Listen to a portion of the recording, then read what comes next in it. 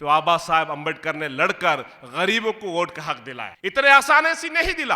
बाबा साहब अंबेडकर जी को अपने 4 बच्चे कुर्बान करना पड़ा। आप सोच सकते 3,000 5,000 ये वोटों की कीमत लगा रहे हैं। मैं ये यूपी सरकार के सारे नेताओं से कहता हूं, एक बार मंच पे खड़े रह के कह देना कि हमने बगैर पैसों से हमारे इलेक्शन लड़े।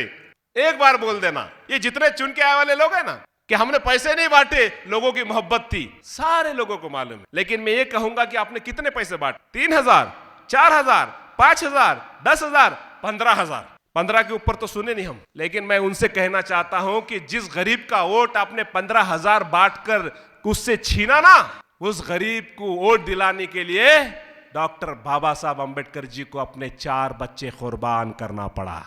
बाबा साहब अंबेडकर जी के 4 बच्चों की कीमत 10-15 हजार नहीं हो सकती। आप आपके बच्चे को कुर्बान करेंगे 10-15 हजार के लिए?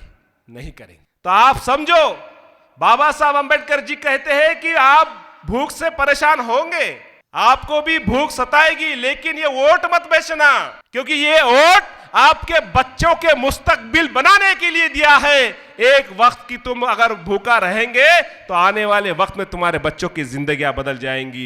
ये बाबा साहब अंबेडकर कहते हैं। इतना सस्ता नहीं है कि नमक और मिर्ची के भाव में तुम वोट को बेच देंगे। लेकिन ये लोगों ने क्या किया? एक रेट तय कर दिया। अफसोस होता है कि बाबा साहब ने इतना संघर्ष करके हमें यह हक दिलाया था, ये हक की हम कीमत को नहीं समझ रहे, अहमियत को नहीं समझ रहे।